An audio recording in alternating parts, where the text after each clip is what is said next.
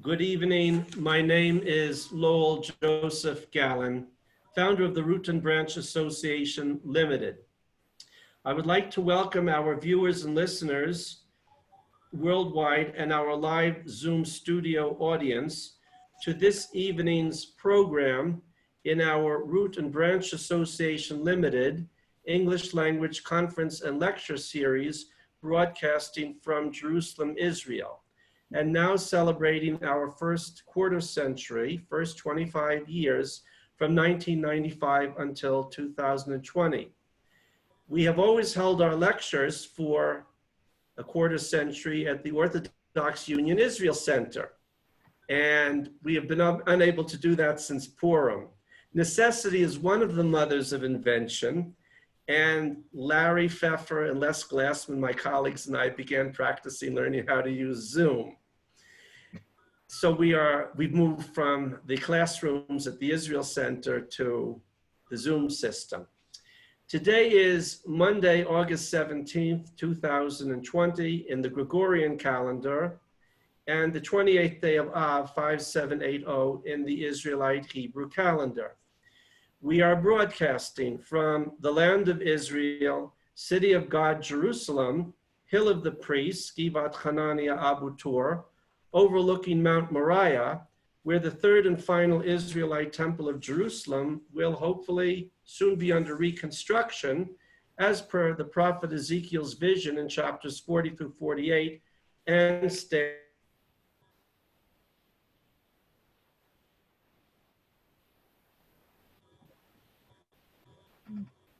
Hello? Lost you. Oh, we lost you? Yeah. Right. I wonder what's happened. Maybe the internet? Larry, what should I maybe just continue a bit?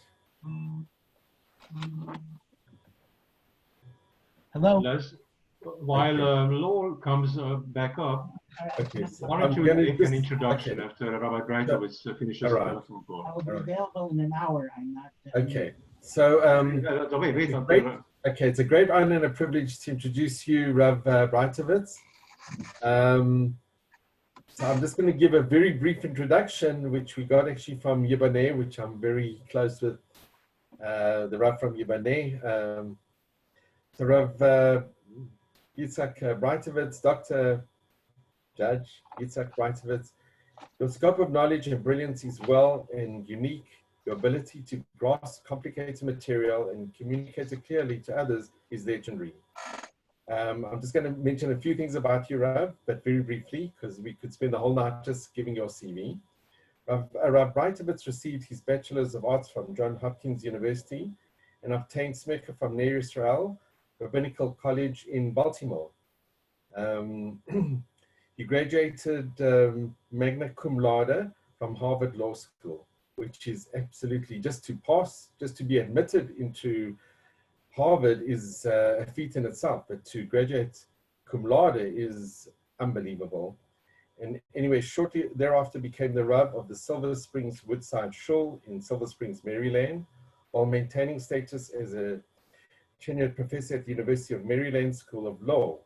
Rabbi Breitowitz and his wife currently reside in Israel and is the Rav at Osamer here in Yerushalayim, and you have published widely and extensively on Jewish law and ethics, and you have spoken at many different venues, which I've had the great honor to hear you, both in the Israel Center and at Yibaneh, and it is such a tremendous honor and privilege to have you tonight on the Root and Branch,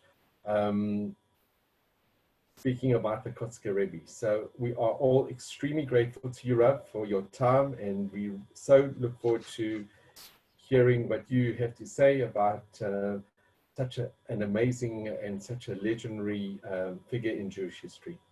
Yes, thank you very much. And it's certainly a pleasure and an honor for me to address your group. I know that Root and Branch is devoted to some very, very important ideals of both Judaism and a more universalistic nature, because Judaism does have a universalistic as well as a particularistic message. And I want to give you all a Yasher Kochachem for the good work that you're doing and continuing to do, even under the difficult conditions that we presently find ourselves in. The Kotzker Rebbe, again, a fascinating topic in many, many levels. He was a fascinating individual. His teachings are very, very profound. I do want to make one very preliminary observation. The Kotzker Rebbe is often considered to be the king of the one-liners. You're going to find many, many pungent sayings, but one should know that he did not consider that to be the essence of his teachings. Those were throwaway lines. The truth of the matter is he was involved in very, very deep and profound and complicated teachings. But as we will see, at some point he moved away from wanting to be a Rebbe, and as a result, he would simply give people very brief thoughts, requiring them to extract the wisdom from those thoughts. So what I'm going to do is, I really have three goals for tonight's presentation, and I don't know if I could totally finish. I'm pretty sure I will not be able to totally finish. Goal number one is to give you simply a biography of the Kotzker Rebbe, and we will see that his biography is quite interesting and has many elements of tragedy, as well as a number of issues of obscurity attached to it.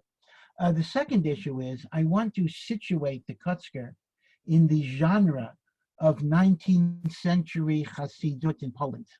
One has to understand the particular track that he took and how it departed, as well as how it was similar to the general spread of Hasidut in Poland. Hasidus, of course, began in the 18th century, but it truly took root in the 19th century.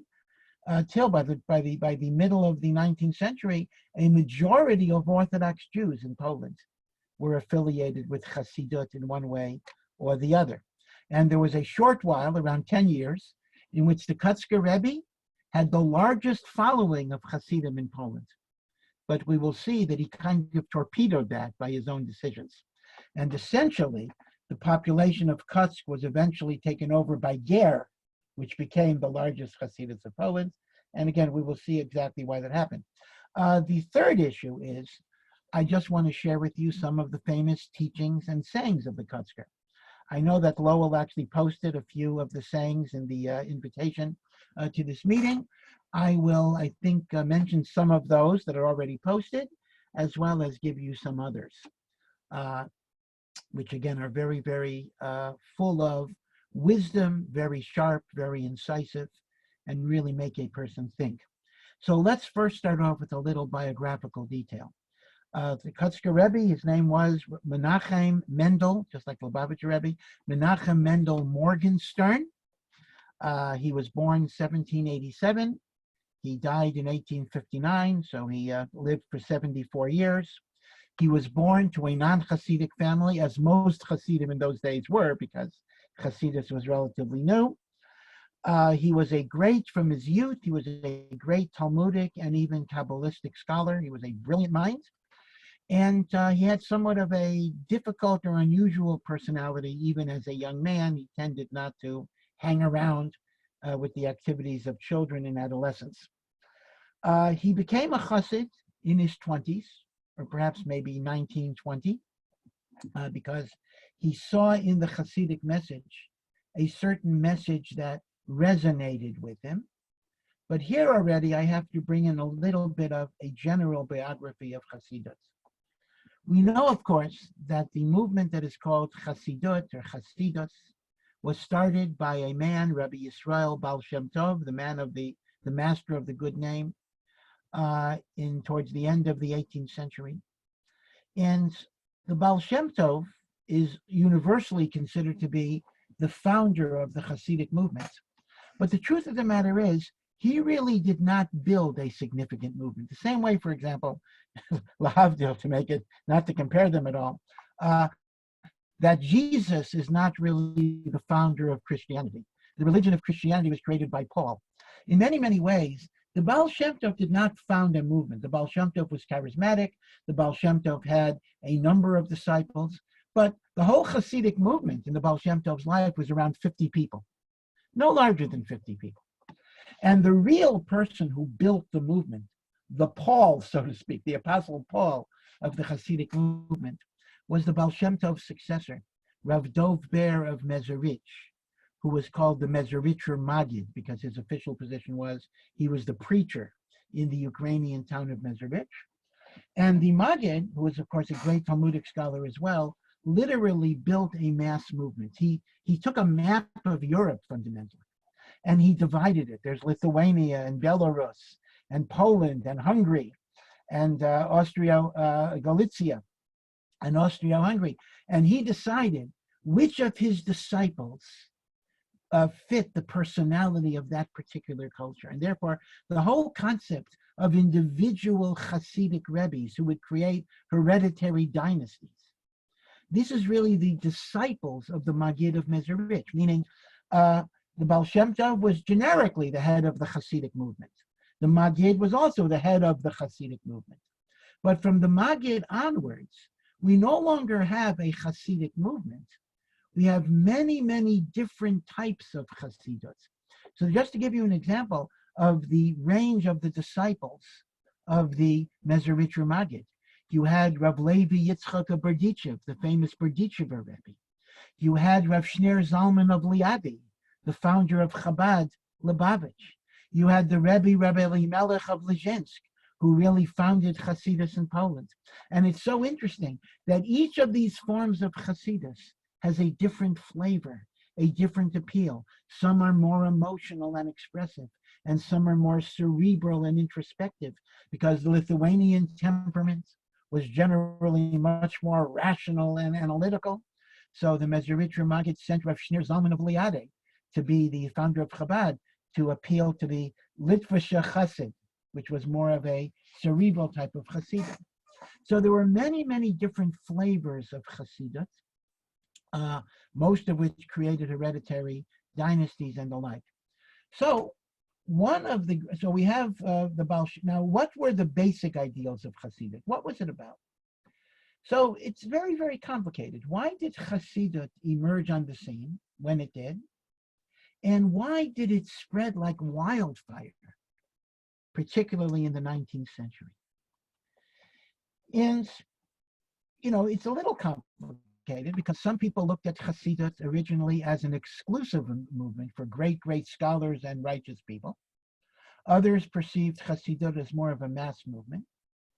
But the general understanding was that the Baal Shem Tov, and of course the Maggid of Mezerich later, wanted to address certain fundamental imbalances in religious Jewish life. That religious Jewish life had become too cerebral. It had become too detached from emotion and from feeling. People who were not learned, people who did not have the capacity to be great Talmudic scholars, often felt excluded. They felt that their mitzvot and their service of God didn't matter very much. So the Baal Shem Tov wanted to create a framework where every single Jew realized the preciousness of their soul and their connection to the Almighty. And therefore Hasidut was based on love of God, on love of Am Yisrael, and the recognition of what we call the Pintel Yid, which is a Yiddish expression, the spark of godliness that exists within every Jew. And thus Hasidut, in some of its iterations, and I say some of its iterations because Hasidut took on very, very different views, emphasized in many cases prayer more than Torah study. It emphasized acts of loving kindness. It emphasized togetherness, camaraderie, singing, dancing. And there were other doctrines that began to engraft itself on Hasidut. And in particular, this brings us now to what we might call the fourth generation. Now, this is very important. It's a little complicated, but you need to understand this to understand the Kotzker. I will come back to the Kotzker, I promise you, in a few minutes. So we have the Baal Shem Tov, generic Hasidus. We have the Maggid of Mezerich, Rav Dov Ber, who made Hasidus into a mass movement spread across many countries in Europe. One of the Maggid of Mezerich's greatest Talmidim was Rabbi Elimelech of Lezhensk, who was the founder of Hasidut in Poland. And he's called the Rabbi Elimelech. And Rabbi Elimelech created a Hasidut in Poland that was largely very based on attachment to Rebbe. In fact, the whole idea that you need a Rebbe as your kind of intermediary figure between you and God. And it's your attachment to the Rebbe that will bring you to God. This was not necessarily the Baal Shem Tov's teaching, and it was not even the Maggid's teaching. And Rav Shneur Zalman of Liadi, the Alter Rebbe, actually rejected it very much so, even though Chabad later turned in a different direction. But the original Chabad rejected it. But Rabbi Elimelech very much created, almost single-handedly, the concept of the centrality of the Rebbe as the focal point to which you connect to God. And as a result, Polish Hasidim Polish Hasidus from Rabbi Elimelech of Lejen's time emphasized the greatness of the Rebbe. It emphasized miracle working. Kind of the Rebbe does miracles and stories about the Rebbe's miracles, kind of almost elevating the Rebbe to a quasi-divine position.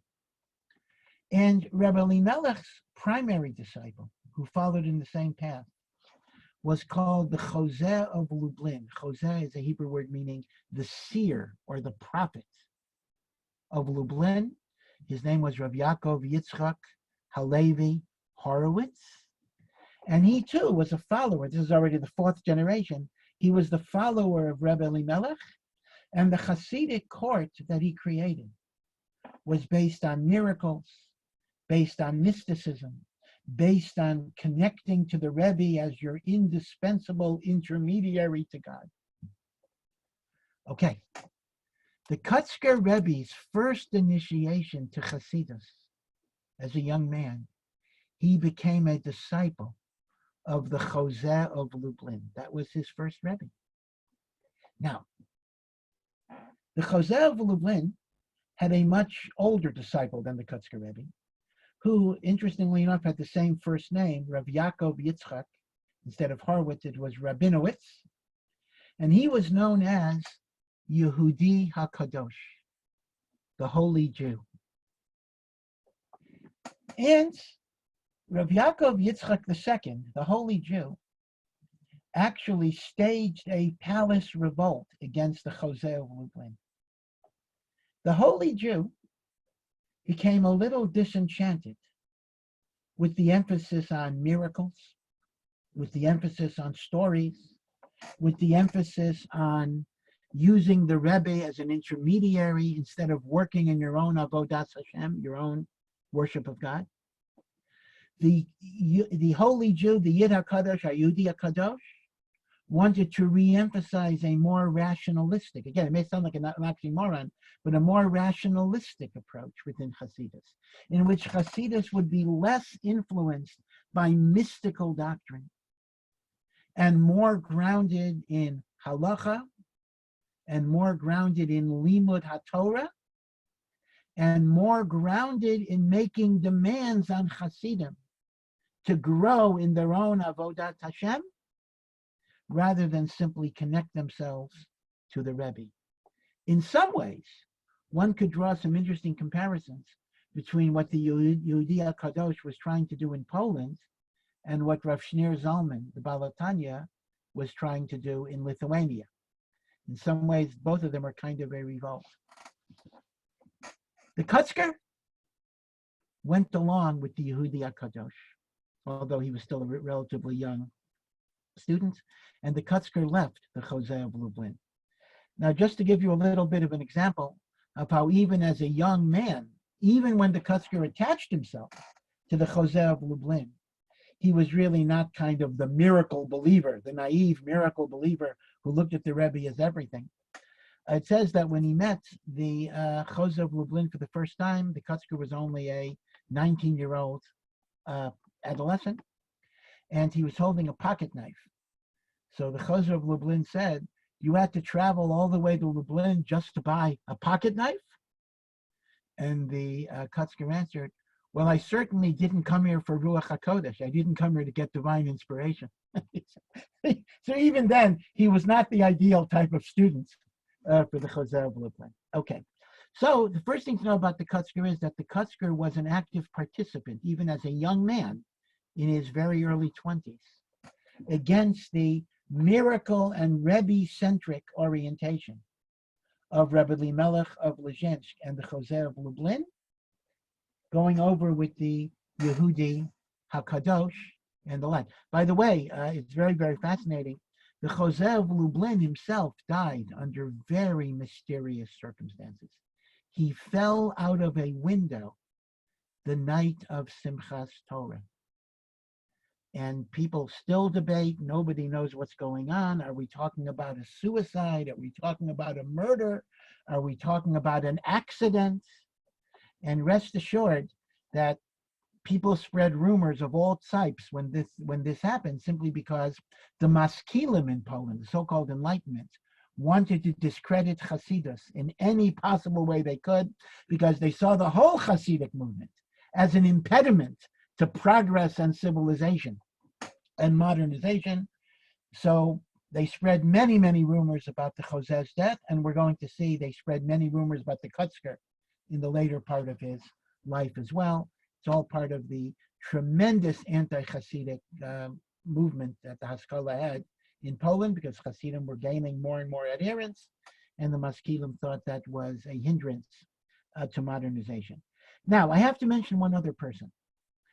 When the Yid HaKadosh died, and the Kotzker was still a young man, he was succeeded by another Rebbe who followed the Yid HaKadosh's derech, and this was the famous Reb Simcha Bunim of Pashischa. Pashischa is a city in Poland. And that became the primary Rebbe of the Kotzker. The Kotzker spent the most years of his tutelage under the influence of Reb Simcha Bunim. Reb Simcha Bunim, other than the Kotzker himself, might be the most interesting of all Hasidic Rebbes. First of all, Reb Simcha Bunim was a licensed pharmacist. He knew several languages. He was also a real estate manager for a very famous Jewish philanthropist, a woman, Tamara Bergson, who was actually a cousin of the French philosopher Henry Bergson. But Tamara Bergson was very, very generous in her support of Hasidus. He was an intellectual. He was a cynic. He really disparaged like all discussions of miracles and any type of supernatural point. And, however, he was very much like the Kotzker, but he wasn't as embittered as the Kotzker. He seemed to have been maybe a bit more humorous, a bit more low-key. Reb Simcha Bunim, you don't find any of the emotional tension that we're going to see in the Kotzker. But the Reb Simcha Bunim was the Kotzker's true Rebbe, and that was the person to whom the Kotzker attached himself. Belev v'nefesh. Reb Simcha Bunim emphasized learning. He also emphasized love of nature, going out and love nature. He emphasized enjoying life. There was even a certain little element. I don't want to, maybe hedonism is too strong of a word, but Rav Simcha Bunim used to play cards occasionally. I'm sure it wasn't that often. He would go to theaters, and he utterly perplexed most of the Hasidic Rebbes in Poland, who didn't know what this guy is doing and how he can call himself a Hasidic Rebbe and the like. But the Kotzker saw in Rav Simcha Bunim a type of truth that the Kotzker made his own. Now we're going to see, personality-wise, the Kotzker was very, very different than Rav Simcha Bunim. Rav Simcha Bunim was friendly and open and easy to get along with. The Kotzker was very closed and difficult to get along with. But in terms of a model of a philosophy of life and a derech of Hasidus, the Kotzker very much embraced Rav Simcha Bunim. When Rav Simcha Bunim died, the Kotzker was chosen to be the successor of Rav Simcha Bunim's Talmidim, who in turn were the breakaway of the Yid HaKadosh. And here we get into some very, very interesting biographical details. The Kotzker Rebbe became Rebbe in 1827. So let's see, he was born again, looking at the date, he was born in 1787. So he was around 40 years old. He became a Hasidic Rebbe. And his followers were the followers of Rav Simcha Bunim. For 10 years, these were what we would call the golden years of Kotzk. Kotzk became the largest Hasidus in Poland. It was intellectual. It was deep. It was profound. There was a tremendous emphasis on learning. In other words, you had to commit yourself to learning Torah many hours a day. In fact, if you looked at the people who gravitated to the Rebbe of Kotzk, first in Tomashov and then Kotzk is near Warsaw, you can find a virtual who's who of some of the children of the greatest rabbis of Poland, Misnagdim or not Hasidim, who found something very special and unique in the Hasidus of Kotzk. One outstanding example, perhaps the greatest Talmudic rabbi of that generation was Rabbi Akiva Eger, who was not a Chassid, Rabbi Akiva Eger of Posen. And Rabbi Akiva Eger had a son who was also a great Talmud Chacham, who was Rabbi Shlomo Eger. And Rabbi Shlomo Eger had a son, Rabbi Label Eger, and Rabbi Label Eger became a Chassid of the Rebbe of Kotzk. Now you have to understand what a tragedy that was to the great and eminent family of Rabbi Akiva Eger. It is recorded that when Rabbi Label Eger became a Chassid of Kotzk, Rav Shlomo Eger sat Shiva. It was as if his son had died or married a goy, which used to be the custom in Europe. Today we don't even follow that custom even for that. And yet Rabbi Label Eger became a devoted Chassid of the Rebbe of Kotzk and the like. And I can give you a lot of other examples. The son of the Chemda Shlomo was the chief rabbi of Warsaw. And the relatives of the Ketzos HaChoshen and the Nesivos HaMishpat, these were famous non-Hasidic Talmudists. And they gravitated to the Rebbe of Kotzk. When I get into some of the statements, I'll discuss what was unique about Kotzk. But suffice it to say that this was a rational Hasidus that combined the mind and the emotion and the learning of Torah with the Hasidic emphasis on Avas Yisrael, and got rid of the miracles and some of the mysticism which people didn't really understand anyway. And they saw this as a fire. In fact, the Kotzker Rebbe is often described as a fiery leader. And these were the golden years.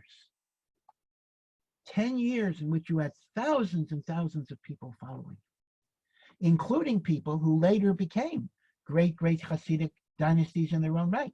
Reb Yitzchak Meir Alter, who was the first Rebbe of Ger, was initially a student. He was kind of both a colleague and a student of the Kotzker Rebbe. He considered the Kotzker Rebbe his Rebbe. In fact, it is recorded, you may know, that the Reb Yitzchak Meir Alter called the Chidushei Harim after his book. His grandson was the famous Sfat Emes. And the Sfat Emes was taken as a child to see the Kotzker Rebbe. His grandfather, Reb Yitzchak Meir Alter, was already a great Hasidic Rebbe. But he took the Sfas Emes as a little child to see the Kotzker towards the end of the Kotzker's life, because he told his grandson, you have to see a true Jew once in your life. Taking him to the Kotzker and the like. So these were 10 glorious years of Kotzker. But then, what happened after those 10 years? So here, we get into a famous discussion, maybe an infamous discussion, of the famous Friday night incident. Now, what's happened here? Well, we don't know what happened, but here's the story.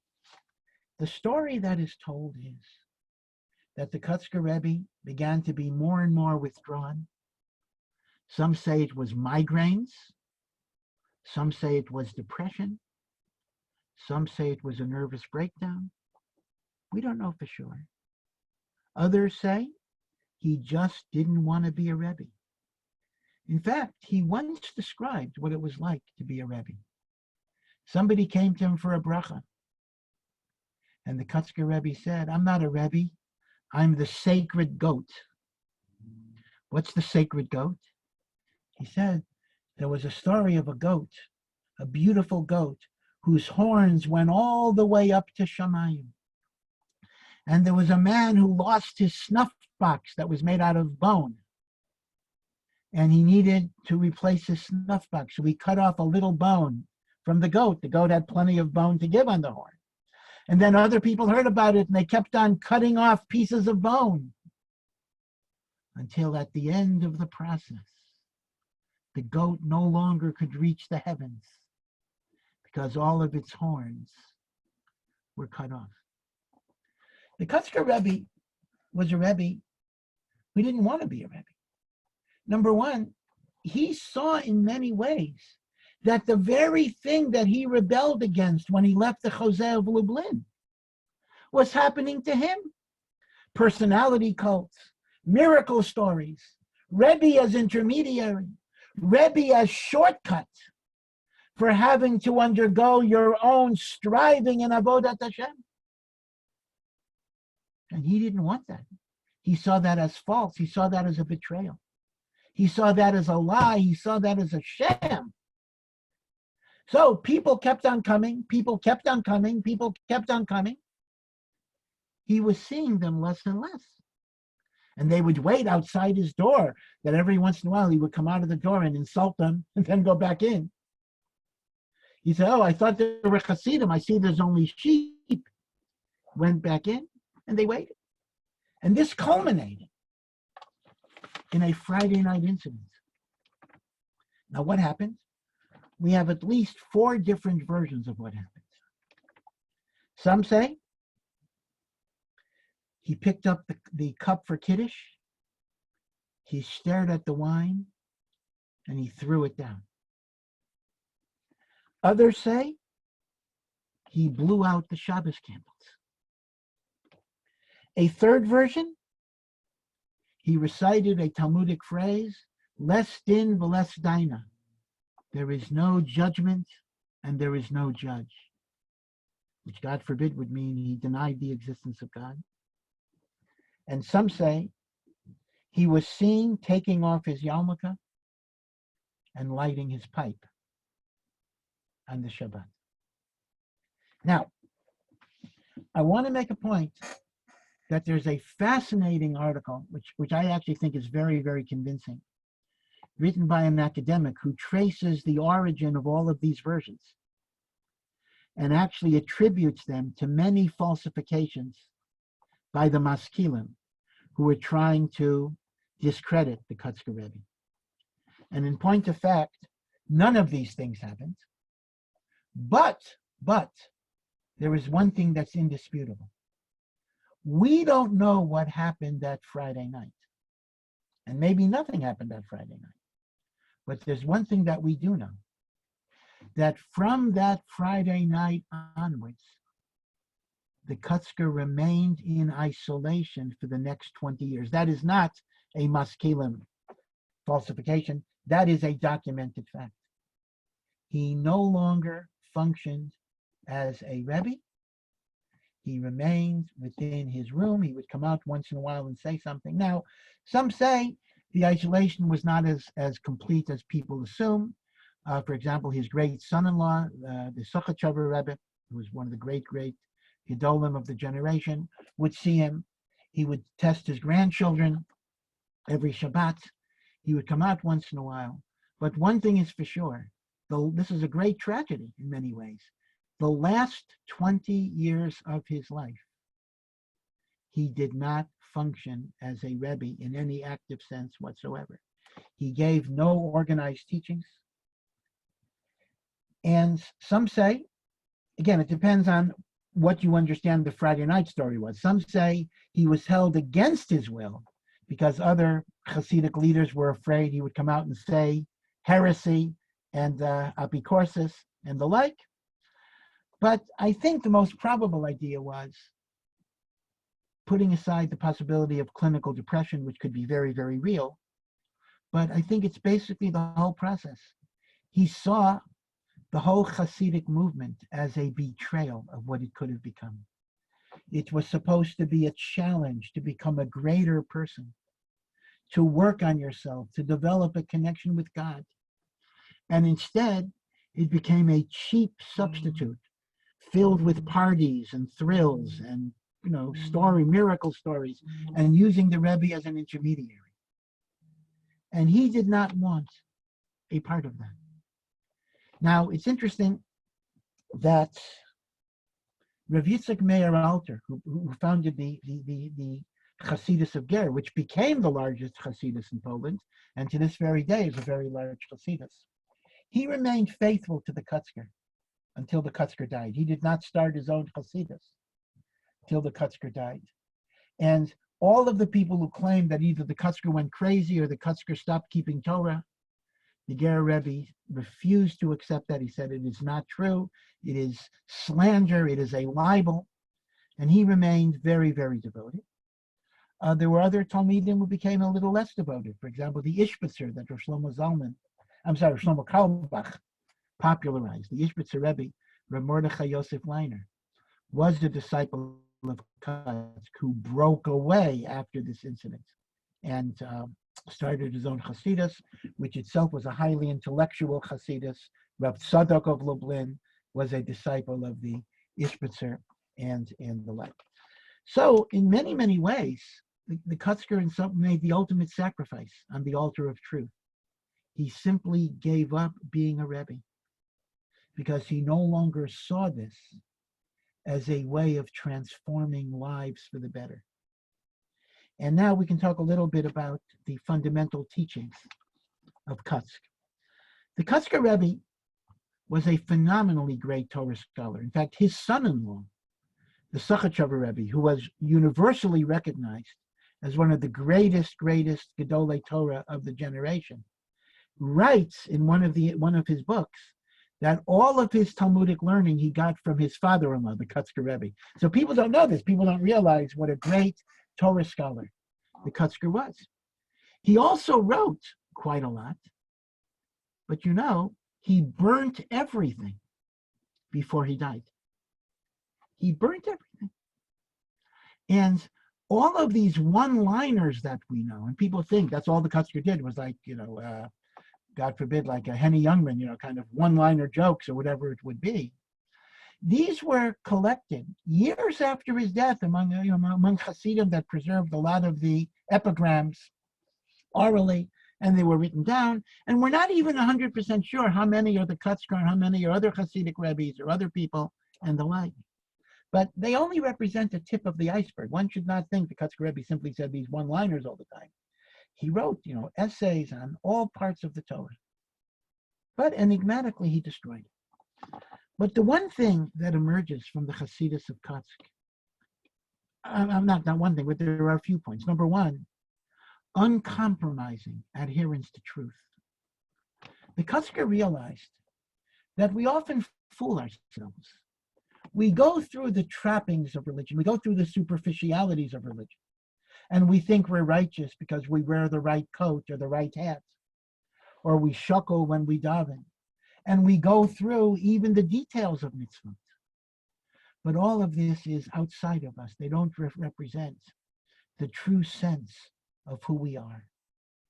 And the Kotzker required that intense scrutiny, looking inside of yourself over and over and over again. How sincere are you? How righteous are you? How pure are you? Are you doing it because of God, or are you doing it so your neighbor should watch you and see what a tzaddik you are? In fact, there's a famous story about one of the Kotzker's Talmidim who was on his deathbed. And his friends asked him, Reb Shmaya, what are you thinking about in your last minutes on earth? So Reb Shmaya said, I'm thinking about how I would love to say Shema Yisrael, Hashem Elokeinu, Hashem Echad so loud in my last moments so everybody will know what a tzaddik I am. But I'm not going to say it. Because if I would do it, it would be out of gaiva, out of arrogance. That's the kind of introspection of a Kotzker chassid. So as a result, therefore, in Kotzker, status, yichus, position, made no difference. They tell the story, Rav Leibel Eger, who was the grandson of Rabbi Akiva Eger, the greatest rabbi of the generation, he became a Kotzker chassid. So at some point, the family was trying to retrieve him for deprogramming. They actually came to schlep him away. So as very dignified representatives of the greatest rabbinical family in Europe, they came in a fancy clothing and a fancy hat, and they said, we are representatives of the Gaon, Rabbi Akiva Eger, and we are coming to get Rav Leibel Eger. So the Kotzker Hasidim said, who's Akiva or who are you talking about here? What's the big deal? Said, oh yeah. Akiva's grandson is here. No rabbi, no title, no anything, etc. They knocked off his hat and they said, here you don't wear hats. Here we don't care about your garments. In fact, they even say by the Meraglim, by the sin of the spies. So it says that when the spies gave their report, the people ripped their garments. So the simple meaning is they were so aggrieved that they ripped their garments.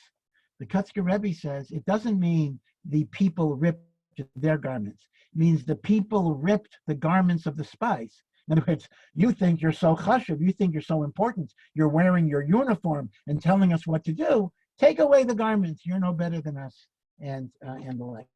So this commitment to truth, this indifference to status, yichus didn't make a difference. When a chassid would come to the Rebbe and say to the Rebbe, I am the grandson of so-and-so, the Rebbe said, I didn't ask who your father was, and I didn't ask who your grandfather was, and I don't care. Who are you? Do you know who you are? That's all that matters. It's reminiscent, actually, to another Hasidic saying, which I don't know if it's attributed to the Kotzker, that yichus is like a bunch of zeros. If you have a 1 in front of it, it may count for something. Without the 1, it's a bunch of zeros. It means nothing. It means nothing at all. They say that for Aaron Carlin. Okay. And about the zero. Yeah, but I think the Kotzker would disagree with it, because the Kotzker would say, even with the 1, all you have is a 1. The zeros don't count at all. He would disparage even that.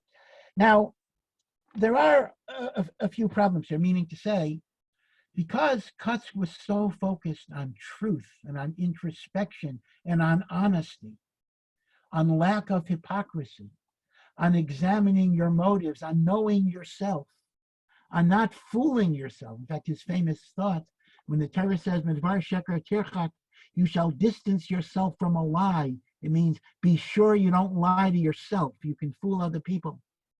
But the worst lie is when you lie to yourself.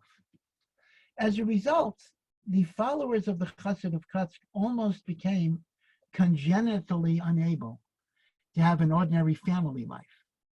They kind of would leave their wives for months at a time. They were not involved in creating a family, creating a structure. In many ways, it was very full of anarchy. It was very anarchic simply because there was no structure, and then the Rebbe was not involved in creating a court and creating a following, but people hung around and they would look into themselves and they would question their motives. I mean, you can understand this in many ways. If you are questioning intensively every single movement you ever make, then you almost never make any movement. So there was a problem in Kotzker, and in many ways, if one examines Gerer Hasidus, which was kind of the outgrowth of Kotzker, you can actually see how Rav Yitzchak Meir Alter tried to correct some of the imbalances in Kotzker by creating more of a normative structure, more of a kehila, more of a community, as opposed to this unhinged individualism that was characteristic of Kotzker and the like. Right, so this is kind of general, just to get a sense of where the Kotzker Rebbe fit in. Let me share with you some mamarim. I have a whole bunch here, so I don't think I'll get through all of them.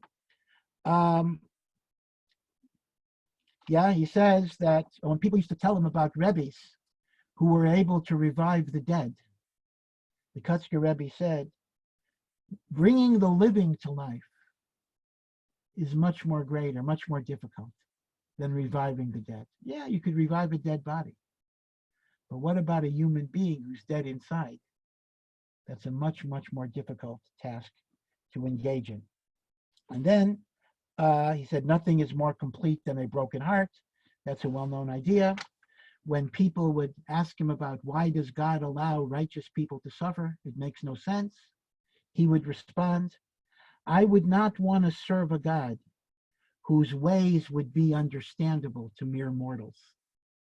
If everything God did would be comprehensible to a human being, what type of God would that be? That God would just be me. I want a God whose ways are indeed beyond me.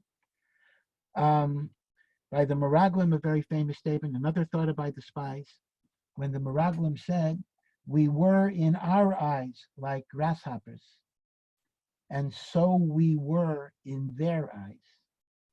The Kotzker Rebbe says, everything starts from self-perception. If you view yourself as insignificant, unworthy, incapable, that is how you're going to be viewed by others. Meaning, a person has to have a sense that God gave them abilities and God gave them kochot. Now, I want to point out, this has a parallel to a very famous teaching, in fact, a more famous teaching of the Kotzker's own Rabbi, Rav Bunim of Peshischa. And I'm sure you've all heard this teaching before, that a person has to carry two ideas in his two pockets at all times. One is, I am dust and ashes. I am nothing at all. And the other is, Bishvili Nivra Ha'olam, because of me. One man, God made many horses and many dogs and many cats, but only one man and one woman. So each person has to recognize that the whole universe is justified just for one person. That's the balance of humility and self-esteem. If all I have is humility, I become broken. I feel despondent. I feel worthless. I feel ineffectual. If all I have is Bishvili Nivra Ha'olam, I have hubris. I have arrogance. A Jew has to balance. Again, that was Rav Bunim's characteristic idea of balance and harmony. The Kotzker said it this way, in a more pungent way. If you think you're a grasshopper, that becomes a self-fulfilling reality. You indeed become a grasshopper. Now, I also saw something which I had heard many times from other people, but I see it brought down in the name of the Kotzker, where the Kotzker once asked one of his Hasidim, who was eating fish, why are you eating fish? And the Chassid said, I love fish. And the Kotzker is said to have responded, you don't really love fish. If you would love fish, you wouldn't have killed it and cooked it on the fire. You would put it back in the water. So you don't really mean you love fish. You mean you love yourself, and you're using the fish to gratify your self-love. Now, this is actually a very, very profound and very practical statement, because the Kotzker is saying that often when we love human beings, we're really using them as objects for our own self-gratification. Even if a person believes he loves God, I love God because I can get all sorts of things out of God. And the Kotzker Rebbe is saying that we sometimes use love in a very, very mistaken way, that we use love to another as a synonym for self-gratification, for whatever gives us a payoff. The Kotzker Rebbe would ask his Hasidim, what is the distance between east and west, opposite directions? So people said infinity, horizon, from horizon to horizon, from the sunrise to the sunset. What is Mizrach and Ma'ariv? And the Kotzker Rebbe said, the distance between east and west is that little bit of space it takes to turn yourself around, right? You're facing west. What's the message? We think tshuva is so difficult, so many steps, such a long process. The Kotzker Rebbe is saying, you make a decision, you carry it out. You don't have to go through all of the convoluted steps. Life is about making the critical decision in the right time. And that can be an instantaneous decision. Again, the ramifications may be far-reaching, but once again, if you kind of remain in this state of paralysis until you look at all of the possibilities, you're going to be paralyzed.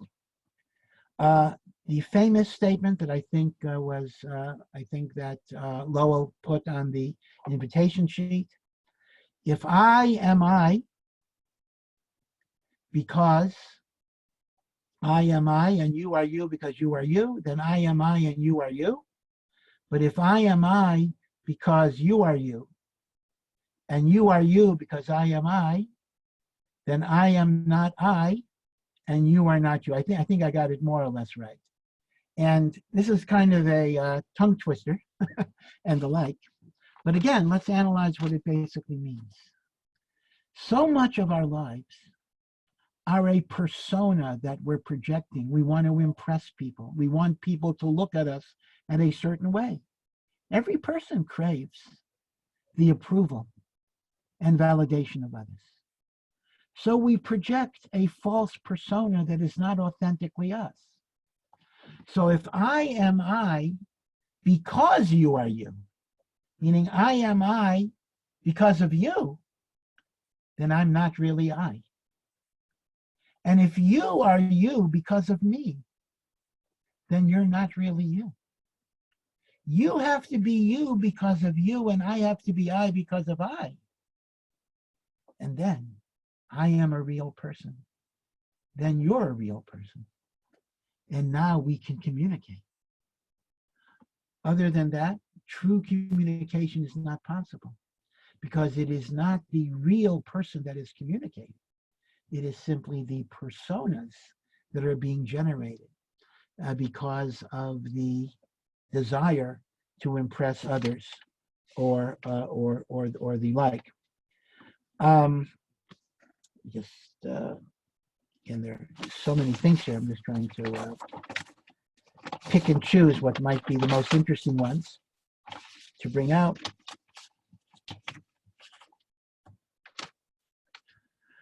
Yes, an example of the notion where people would accuse the Kotzker Rebbe of being an extremist. Why can't you be a normal person or even a normal Rebbe? And the Kotzker Rebbe famously remarked, the middle of the road is for horses and not for people.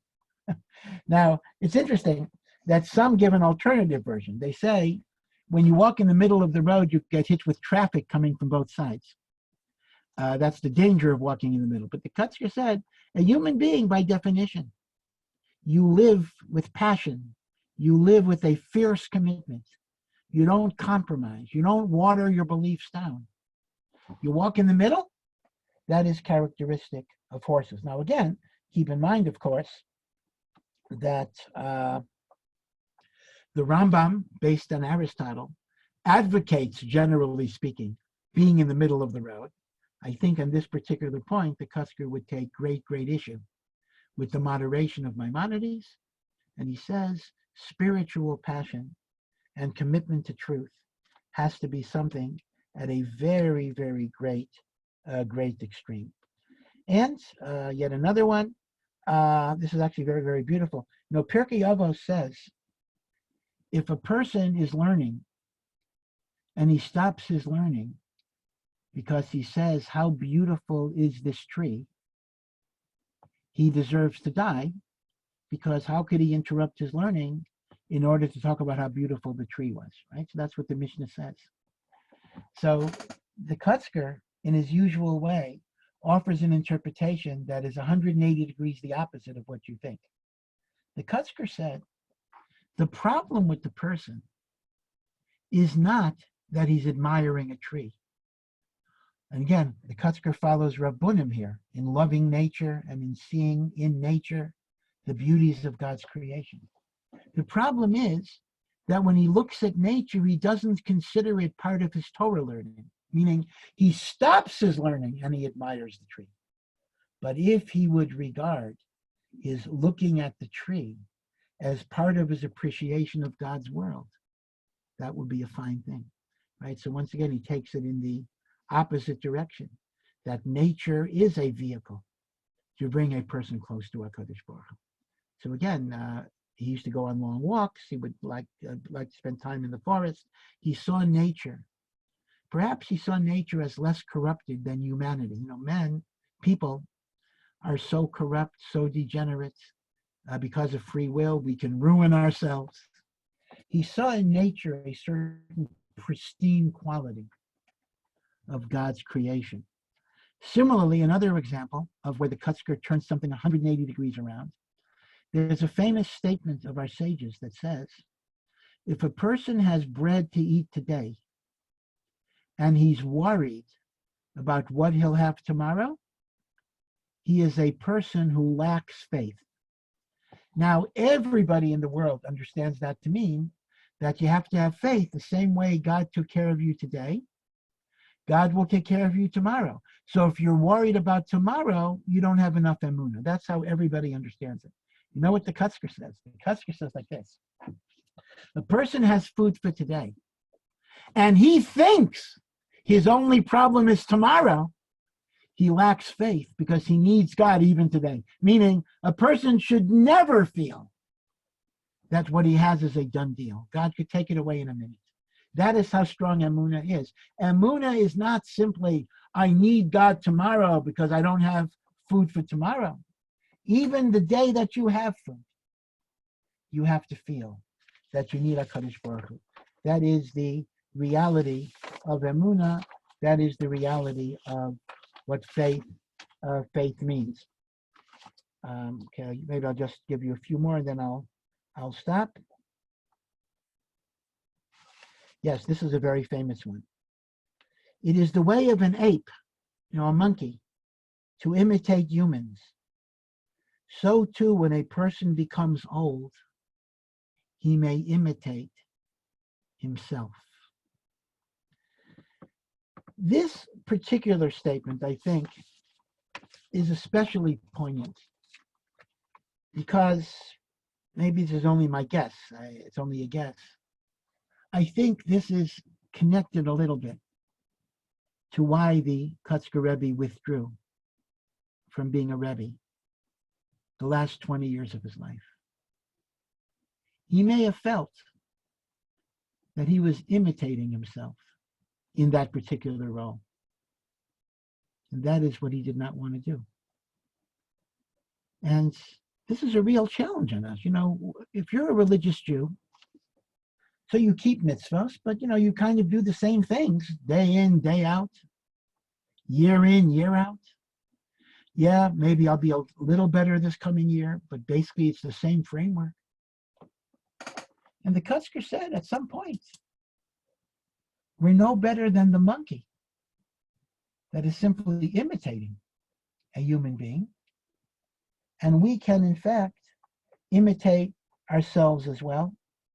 And we have to be very, very careful to find in our Avodat Hashem something new, something authentic, something internal, and not simply living through the motions. Then there's a famous line, which again, this has been attributed to other people, but I see in the Svarim, it is said in the name of the Kotzker, but who knows, and we're not sure. But it sounds like a Kotzker type remark. That is, one of the things that Hasidus as a whole, not just the Kotzker, but almost all Hasidus, they were very lenient in davening mincha after sunset. They were not keeping the proper times for prayer. And this was a recurring, and it still is, this is a recurring criticism of the non-Hasidim, that Hasidim are not observing the proper times for either davening Shachris even, and certainly for davening mincha. Rav Chaim Volozhin criticizes Hasidim for davening mincha after sunset. And when somebody said to the Kotzker, you follow the Shulchan Aruch, how could you daven mincha after sunset?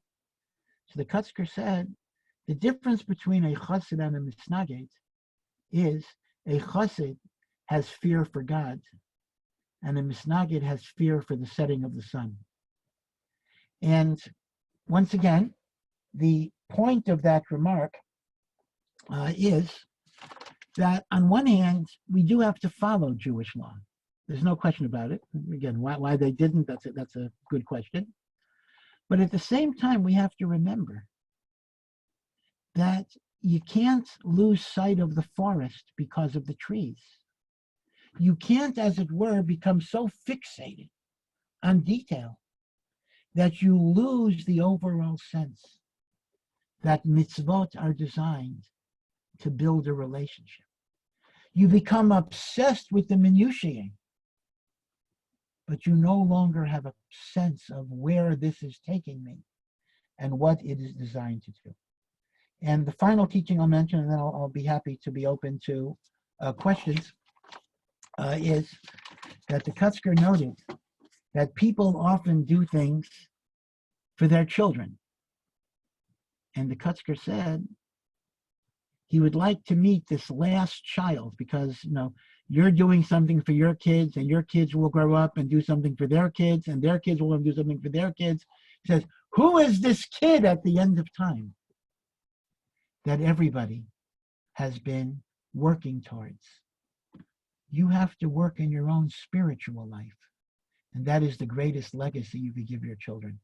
And again, I'll just mention something autobiographically. I remember many, many years ago, I was on the board of directors of a Jewish school, and the parents were discussing how they could make extra learning opportunities for their children. Now, I knew many of the parents, and I knew that the parents themselves were not learning. I mean, they were not learning Torah, but they wanted to put extra hours on their kids because they wanted to inspire their children to learn Torah.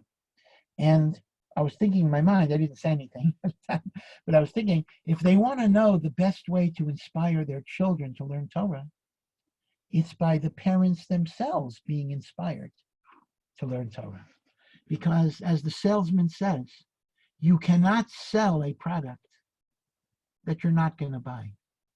So the Kotzker says when we put all of our spiritual energy in trying to make our children better, when we simply don't think about how to make ourselves better, we're really engaged in a self-defeating proposition.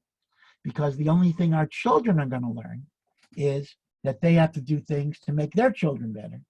And then that's what the Kotzker Rebbe says. He wants to meet that child at the end of time that everybody has been working for.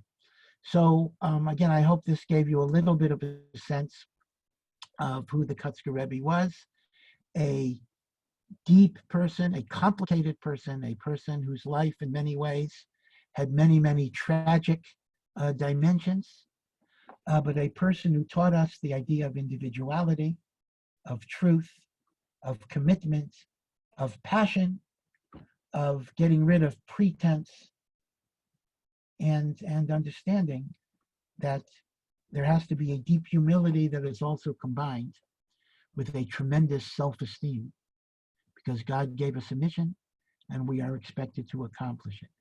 So I'll be happy to take any questions or comments that you might have. Thank you. Okay, any? Reuven, would you like to ask a question? To go first?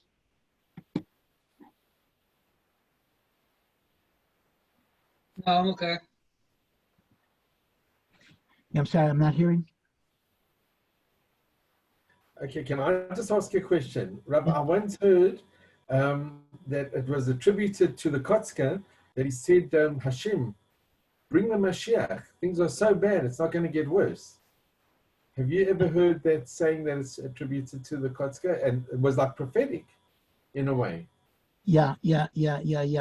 I've seen it. I've not seen a lot. The truth of the matter is that in the writings of Kotzker that are preserved, which are these aphorisms, he does not talk that much about Mashiach. In fact, to some degree, he discouraged. I mean, of course, he hoped for the Mashiach, as every Jew did, but he discouraged messianic campaigns because he saw that once again as focusing on externalities, as an excuse to the inner spiritual work that you have to do. He did not give you any excuses. You want to talk about Mashiach, you want to talk about Amalek, you want to talk about all of these things outside of you, forget about them. Focus on what is inside of you. So in some ways, he didn't like messianic campaigns that much. In fact, let me give you an example. One example, which is a little analogous, is at the time, the Polish government at some point in the 19th century wanted to forbid Hasidim from wearing their distinctive Jewish garb. Again, the Maskilim managed to get some of those laws passed. Rav Yitzchak Meir Alter said, this is Yehareg v'Al Yavo. He says, Hasidim must be willing to die before they give up their distinctive Jewish garments.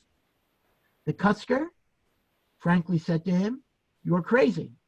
Where does it say that it's a matter of fundamental faith that you have to dress a certain way. Now, the Kotzker is very difficult because, in fact, there's a Gemara that, in fact, says that. But okay, but be it as it may, the Kotzker did not want to make a big deal about garments.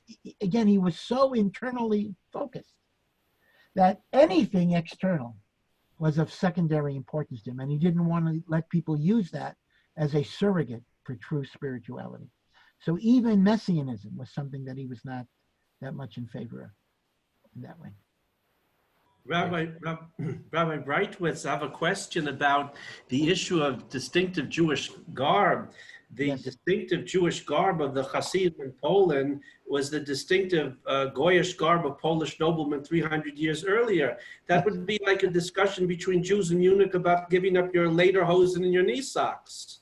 Yeah, you're 100% correct. The truth of the matter is that I have a son-in-law who is a third-generation Polish military man and a historian who said he has a good sense of humor too. He told me exactly in detail who dressed like that and when and where in Goyish Poland. Yeah, no, you're 100% correct. What later became known and is what is still known as distinctive Jewish or Hasidic dress was in fact the dress of non-Jewish noblemen, going back farther enough, and maybe that may have influenced the Kotzker's thinking on it as well. But the Chedush Rim said, forget about origins. Once it did become identified as Jewish clothing, it now has a religious significance.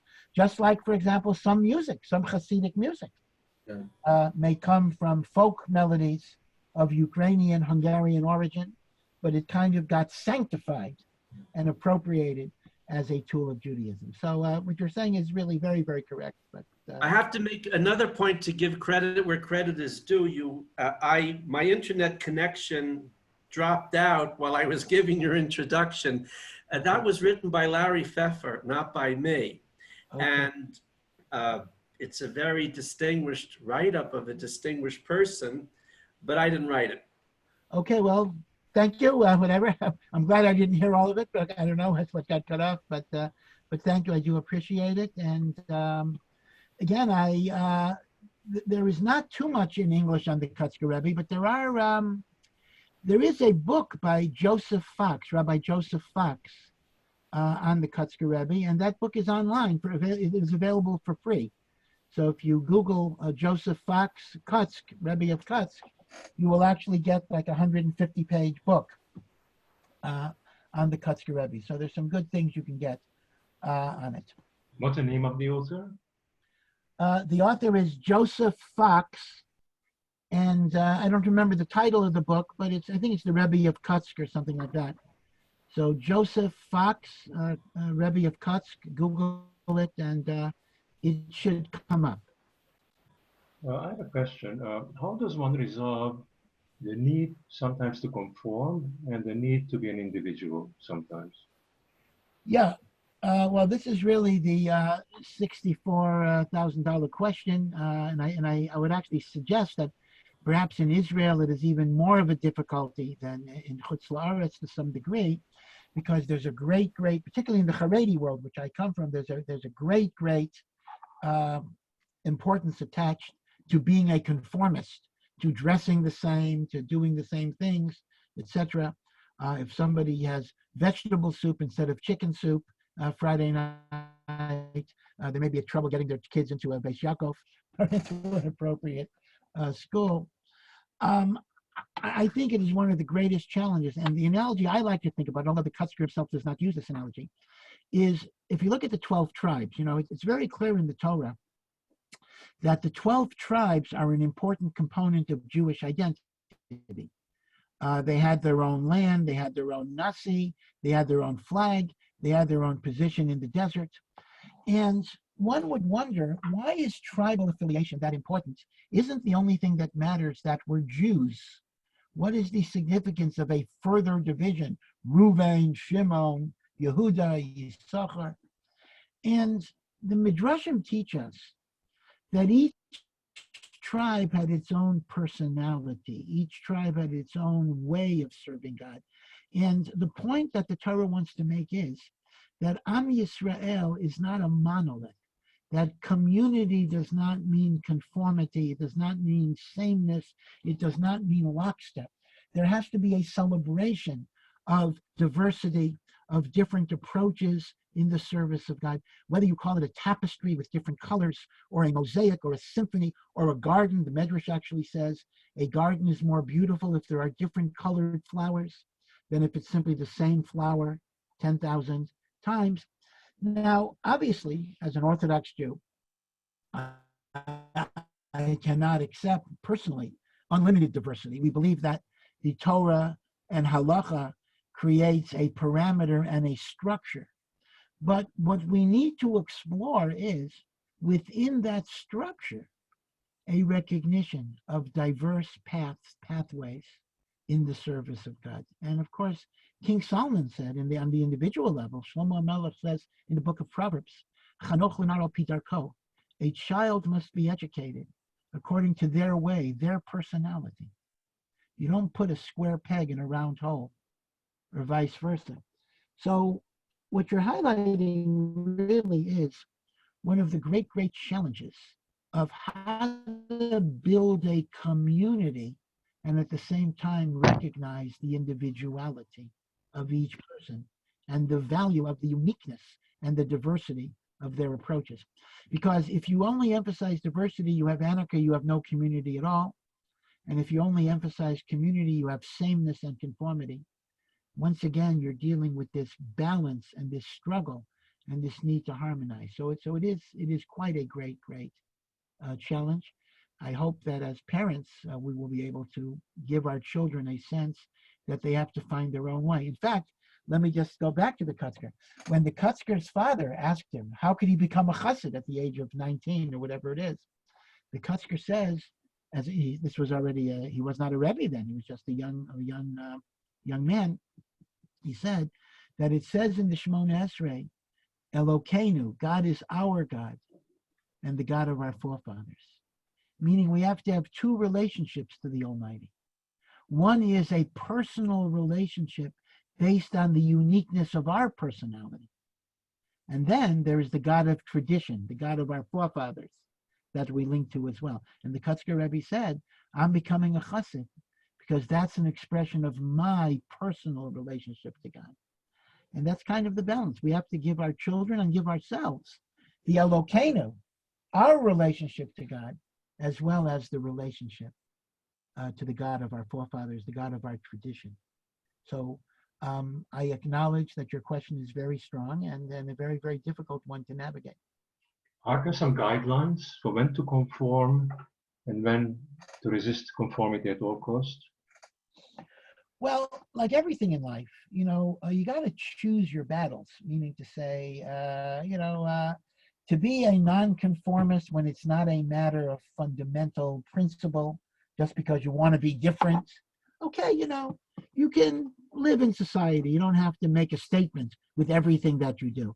In fact, as the Kotzker Rebbe himself says, that type of nonconformity is really a form of conformity because what you're doing is you're looking at what other people do and I'm going to do the opposite. So you're at the mercy of other people, you see? The true nonconformist will sometimes be conforming and sometimes he be nonconforming because he evaluates every situation based on what's best.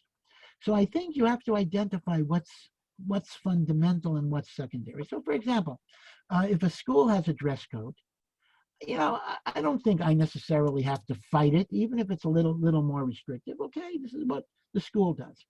If, on the other hand, my child is in an educational system, or I'm in a shul or whatever, which denigrates people, which humiliates people, which talks about people as heretics or Amalek, I think those are fundamental enough that I have to take a stand there. Because people are being demeaned, people are being delegitimated, people are being demonized.